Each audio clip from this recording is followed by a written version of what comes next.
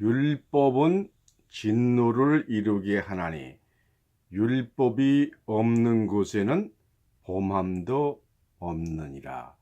로마서 4장 15절.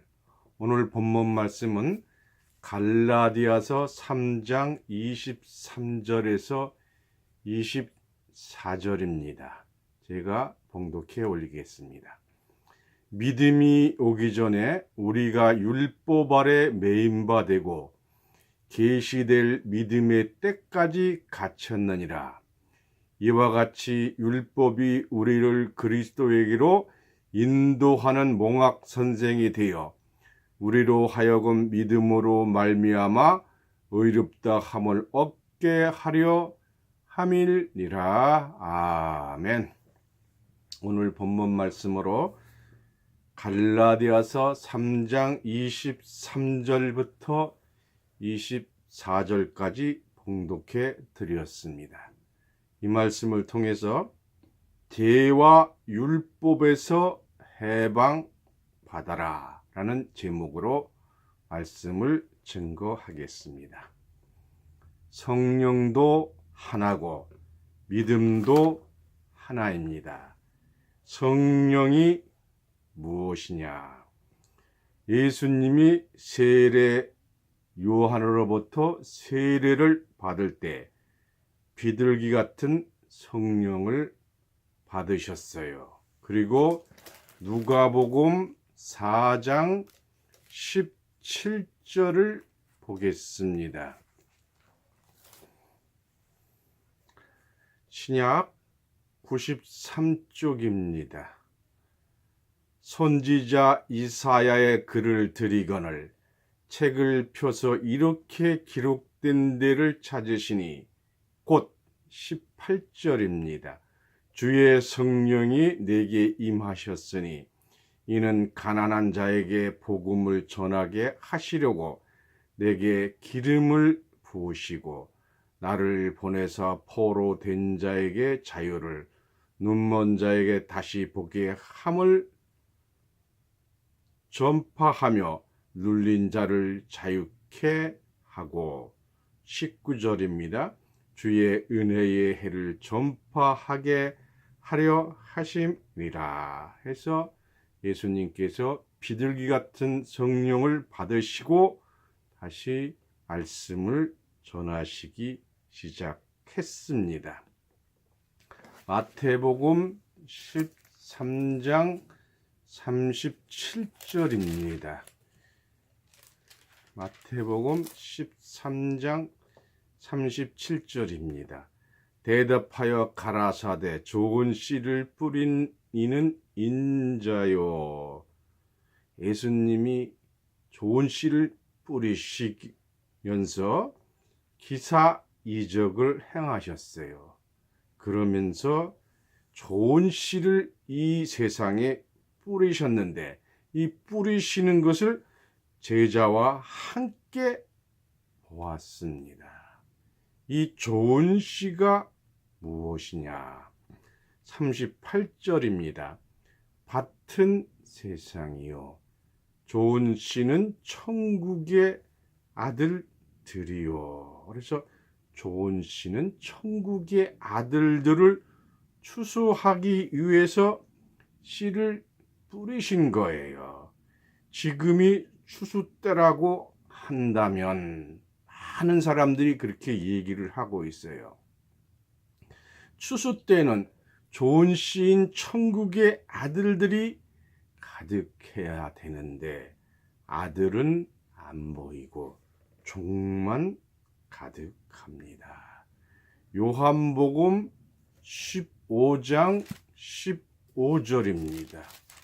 요한복음 15장 15절 신약 174쪽입니다. 이제부터는 너희를 종이라 하지 아니하리니 종은 주인이 하는 것을 알지 못함이라 너희를 친구라 하였노니 내가 내 아버지께 들은 것을 다 너희에게 알게 하였음이니라. 종은 주인이 하는 것을 알 수도 없고 알 필요도 없는 거예요. 여기서 주인이 누구냐? 하나님이에요. 하나님 하는 것을 종은 알지 못합니다.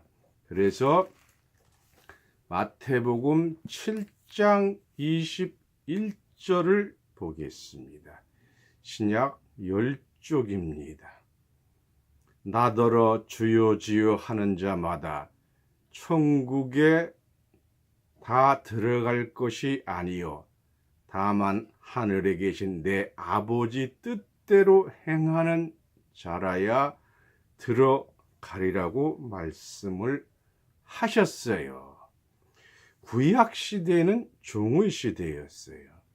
만군의 여호와 하나님으로 군대 정치로 통치를 하신 거예요. 십계명의 법을 범하면 다 죽였습니다. 이때는 유대교가 있었어요. 예수님이 하늘의 아들로 나타났습니다. 유대교에서 기독교로 바뀌는 종교 혁명이 일어나서 기독교가 탄생을 했던 겁니다.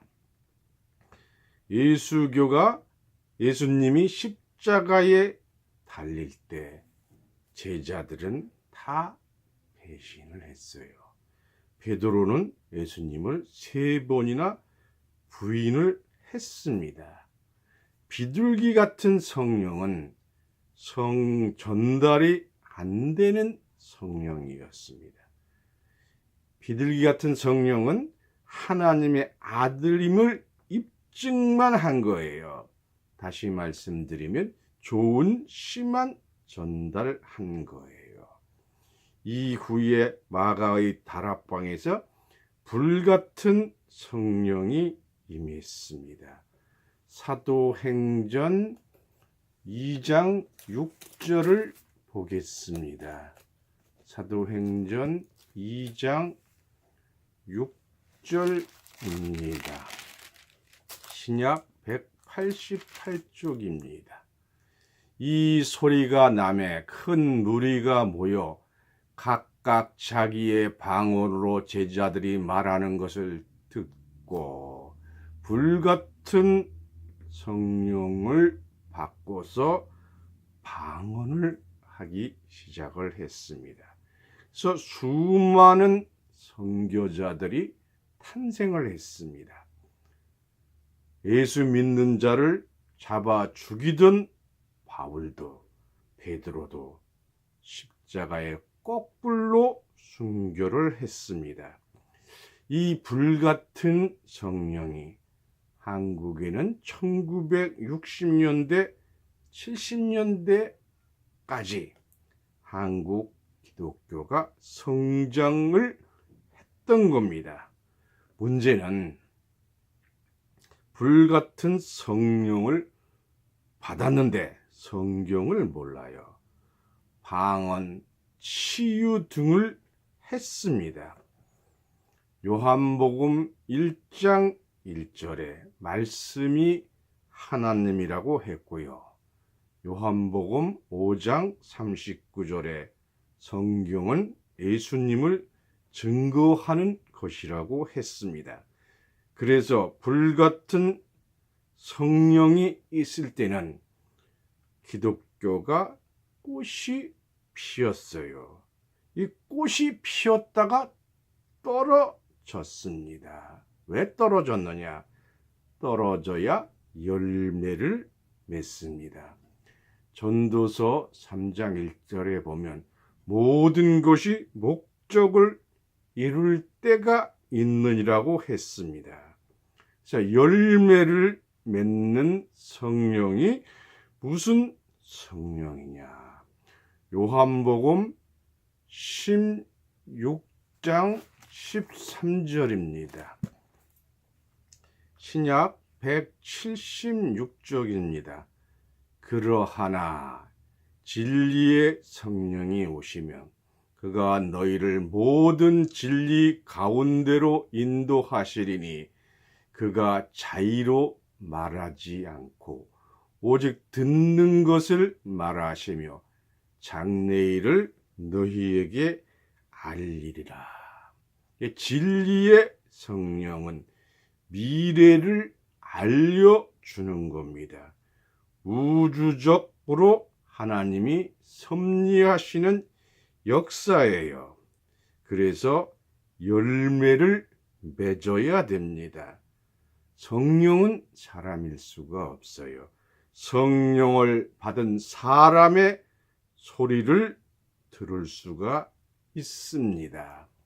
그래서 계시록이 성령이 교회들에게 하시는 말씀을 들으라고 하셨습니다. 지구상에서 이루어질 가장 큰 일이 무엇이냐? 마태복음 6장 10절입니다. 마태복음 6장 10절을 보겠습니다. 신약 7쪽입니다. 나라의 임하옵시며 뜻이 하늘에서 이루어진 것 같이 땅에서도 이루어지이다. 하늘에서 이루어진 것 같이 땅에서 이루어지는 것이 가장 큰 일입니다. 계시록 11장 15절을 보겠습니다. 신약 410쪽입니다. 계시록 11장 15절입니다. 일곱째 천사가 날파를 불매 하늘에 큰 음성들이 나서 가로되 세상 나라가 우리 주와 그 그리스도의 나라가 되어 그가 세세토록 왕노릇 하시리로다 하니. 세상 나라가 그리스도의 나라로 바꾸어지게 되어 있습니다. 마태복음 6장 33절을 보겠습니다. 마태복음 6장 33절 신약 154쪽입니다. 너희는 먼저 그의 나라와 그의 의를 구하라. 그리하면 이 모든 것을 너희에게 더하시리라 했습니다. 그래서 하나님 나라와 의를 구해야 될 줄 믿습니다. 하늘에서 내려오는 떡을 주신다고 했어요. 이 떡이 생명을 주는 겁니다. 그럼 이 떡이 무엇이냐? 나는 하늘에서 내려온 산떡이라고 하셨어요. 요한복음 6장 33절을 보겠습니다. 요한복음 6장 33절입니다. 신약 154쪽입니다. 요한복음 6장 33절입니다. 신약 154쪽입니다. 하느님의 떡은 하늘에서 내려 세상에게 생명을 주시는 것이니라 했어요. 50절입니다. 6장 50절입니다. 이는 하늘에서 내려오는 떡이니 사람으로 하여금 먹고 죽지 아니하게 하는 것이니라. 이 생명의 떡을 먹으면 죽지 않습니다. 51절입니다. 나는 하늘로서 내려온 산떡이니 사람이 이 떡을 먹으면 영생하리라. 나의 줄 떡은 곧 세상의 생명을 위한 내 살 이로라 하시니라. 56절입니다. 내 살을 먹고 내 피를 마시는 자는 내 안에 거하고 나도 그 안에 거하나니. 57절입니다. 살아계신 아버지께서 나를 보내시며 내가 아버지로 인하여 사는 것 같이 나를 먹는 그 사람도 나로 인하여 살리라. 그래서 이 떡은 진리의 말씀이에요. 그럼 진리가 무엇이냐? 요한복음 17장 17절을 보면 신약 177쪽입니다. 요한복음 17장 17절입니다. 저희를 진리로 거룩하게 하옵소서. 아버지의 말씀은 진리니이다 했어요. 그래서 진리의 성령은 곧 말씀 성령입니다. 여러분은 진리의 성령과 함께 한 자입니다. 오늘 제목이 죄와 율법에서 해방받아라 하는데 기독교인들이 다 죄인이라고 합니다. 예수님이 이 땅에 재림하실 때는 죄와 상관없는 사람만 부르십니다. 히브리서 9장 28절입니다. 신약 351쪽입니다. 히브리서 9장 28절. 이와 같이 그리스도도 많은 사람의 죄를 담당하시고 단번에 들이신 바 되셨고 구원에 이르게 하기 위하여 죄와 상관없이 자기를 바라는 자들에게 두 번째 나타나시리라. 두 번째니까 재림이지요. 죄와 상관없는 자는 없습니다, 사실은. 그래서 기독교인들이 구원받기가 힘이 들어요. 오늘 한국어를 알아듣고 이해할 수 있는 모든 분들은 죄와 상관없는 자로 확인시켜 드리겠습니다. 먼저 죄의 근원에 대해서 알아보겠습니다. 세광교회는 진리의 성령의 교회입니다. 여기는 진리가 전달되는 교회입니다. 10년, 100년 기도보다도 한 시간을 다시 완전히 깨닫게 되시면 다 알게 될 줄 믿습니다.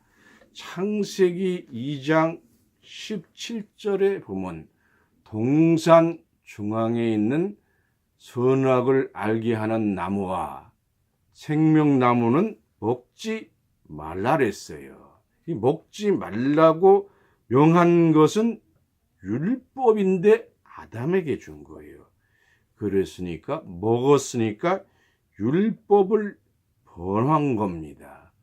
선과 악을 알게 하는 나무의 실과를 먹으면 선을 알게 되면 악을 버리고 선을 선택하게 됩니다. 예수님이 악을 버리고 선을 택한다고 이사야서에 예언이 되어 있습니다. 이사야서 7장 14절입니다.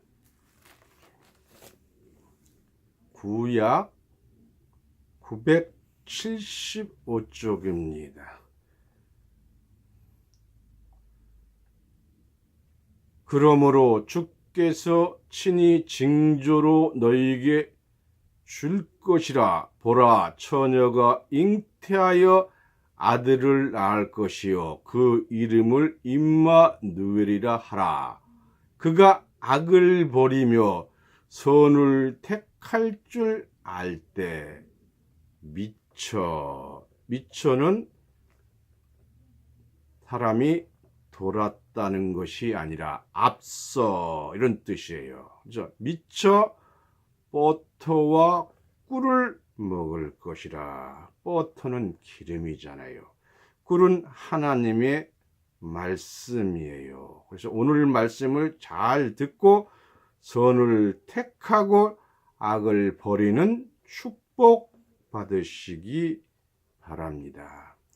로마서 5장 19절입니다.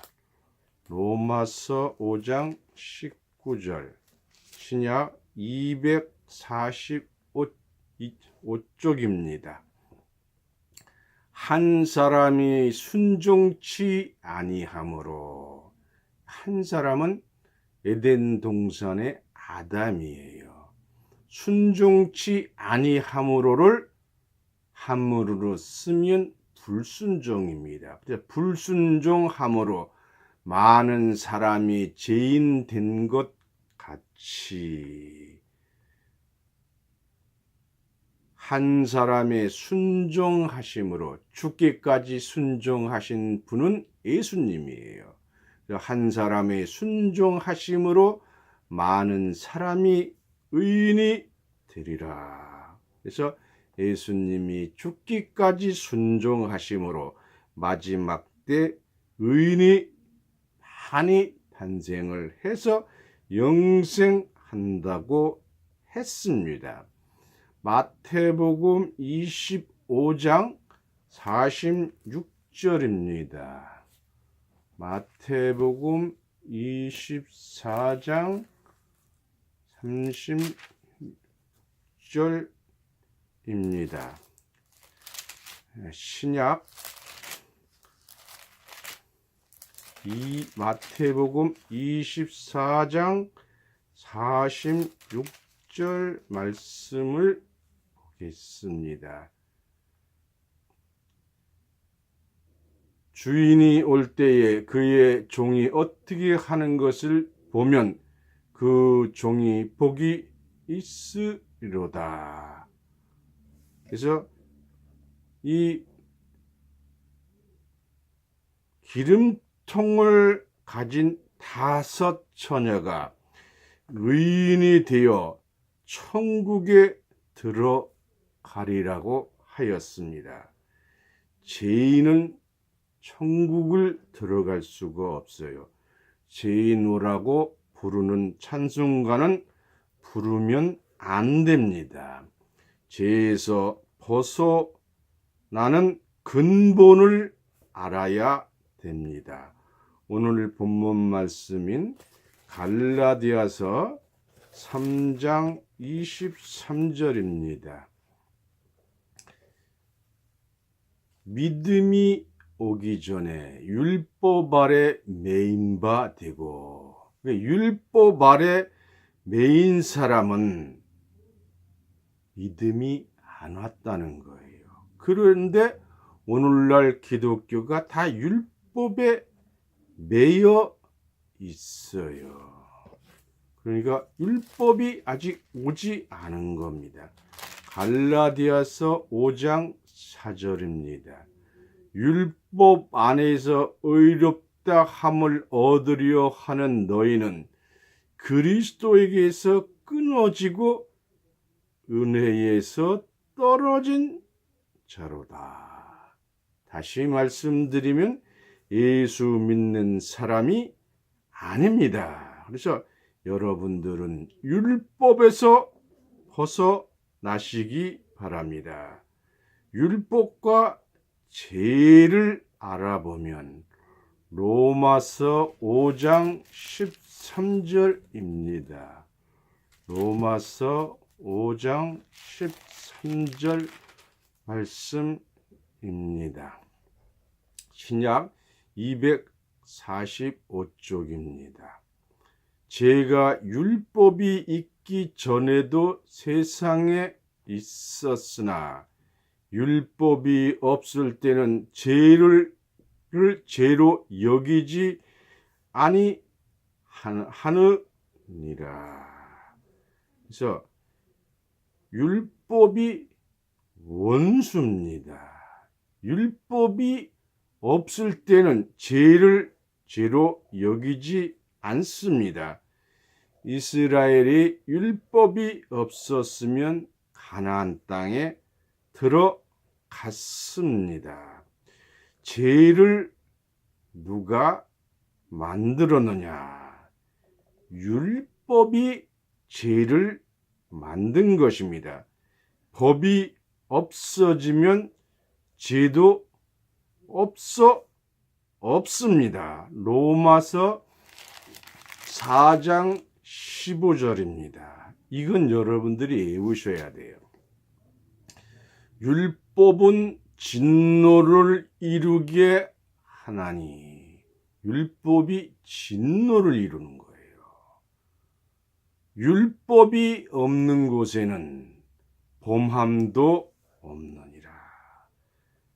듣지 못했던 말씀의 비밀입니다.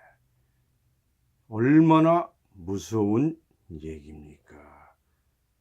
율법이 없는 것이 낫습니다. 로마서 4장 15절 다시 읽어드리겠습니다. 율법은 진노를 이루게 하나니 율법이 없는 곳에는 범함도 없느니라. 아멘. 이 율법을 예수님의 명령에 의해서 율법을 뽑아냈습니다. 그러면 의인이 되는 겁니다. 율법은 아무리 지켜도 의로운 사람이 안 됩니다. 로마서 5장 20절입니다. 율법에 가입한 것은 범죄를 더하게 하려 함이라. 그러나 죄가 더한 곳에 은혜가 더욱 넘치나니. 우리가 홍수에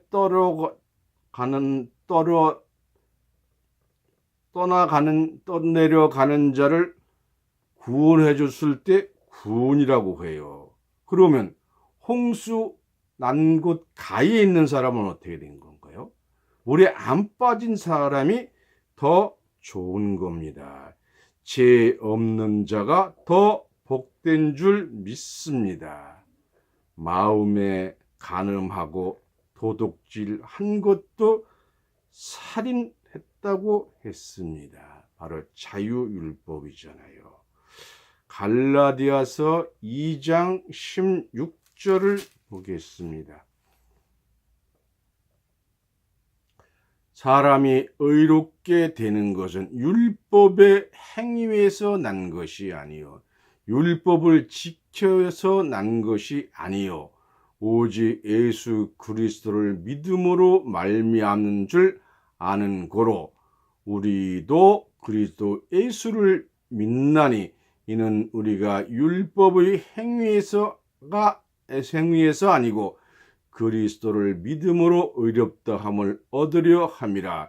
율법의 행위로서는 의롭다함을 얻을 육체가 없느니라 했습니다. 그래서 율법 지켜 구원받을 자는 한 명도 없습니다. 믿음으로 예수를 믿어야 합니다. 17절입니다.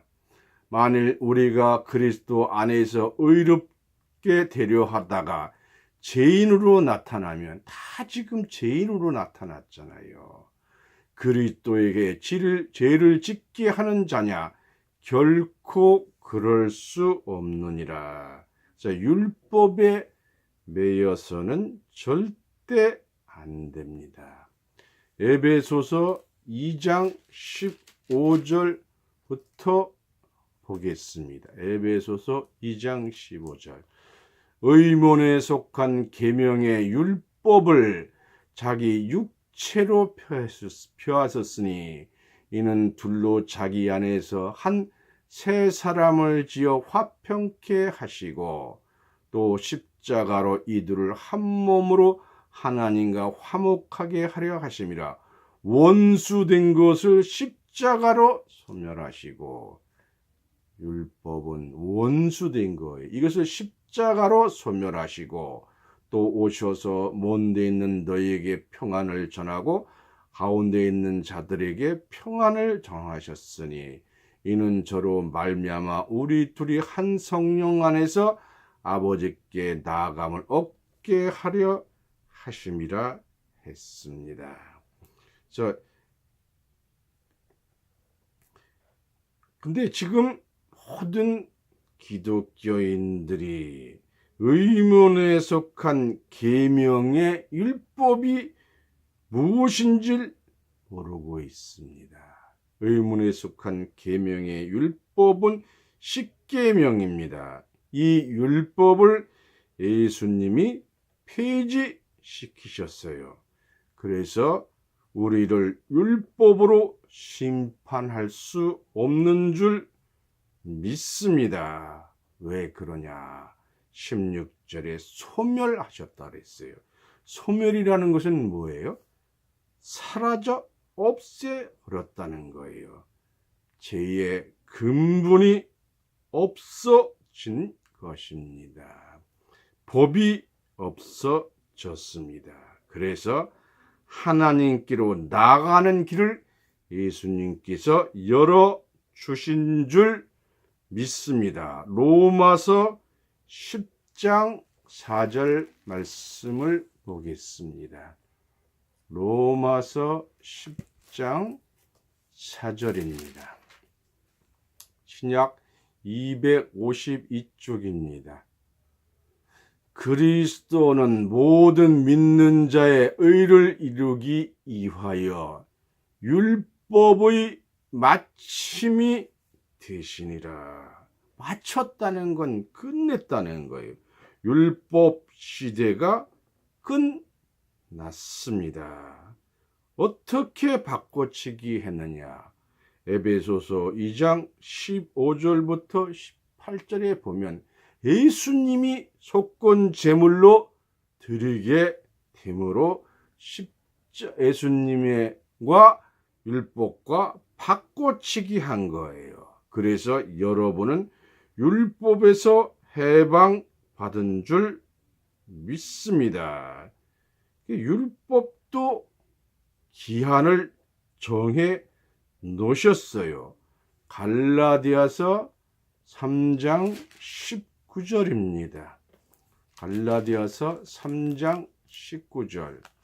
그런즉 율법은 무엇이냐? 범법함을 인하여 더한 것이라.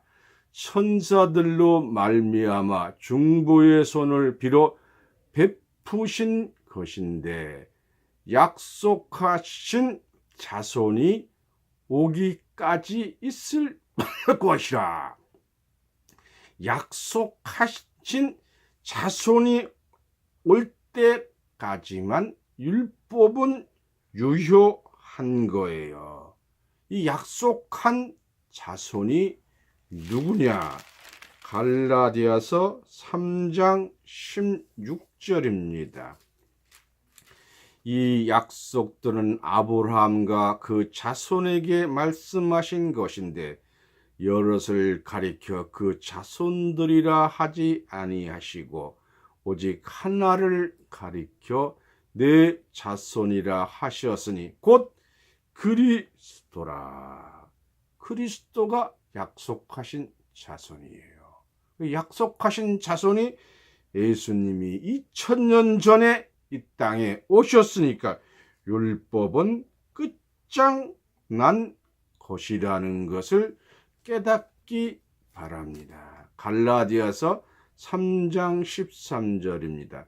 그리스도께서 우리를 위하여 저주받은 바 되사 율법의 저주에서 우리를 속량하셨으니 기록된 바 나무에 달린 자마다 저주 아래 있는 자라 하였음이리라 했습니다. 그래서 예수님은 십자가에서 우리를 속량해 주셨어요. 갈라디아서 5장 18절 말씀 보겠습니다. 갈라디아서 5장 18절입니다. 너희가 만일 성령의 인도하시는 바가 되면 율법 아래 있지 아니하리라. 우리 죄를 한 방울도 남겨놓지 않으시고 다 없애주셨어요. 예수님이 우리의 구원자가 되신 줄 믿습니다. 성령 아래 있지 아니한 자는 율법 아래 있는 자예요. 성령 아래 있는 자는 율법 아래 있지 아니한 자인 줄 믿습니다. 로마서 8장 1절 말씀을 보겠습니다. 로마서 8장 1절 2절입니다. 그러므로 이제 그리스도 예수 안에 있는 자에게는 결코 정죄함이 없나니 죄를 점한 것이 없나니 이는 그리스도 예수 안에 있는 생명의 성령이 법이 죄와 사망의 법에서 너를 해방하였음이라. 그래서 죄와 율법에서 우리를 해방하셨어요. 오늘 이 말씀을 듣고 깨달은 여러분들은 죄와 율법에서 해방받으신 것을 믿으시기 바랍니다. 이상으로 말씀을 마치겠습니다.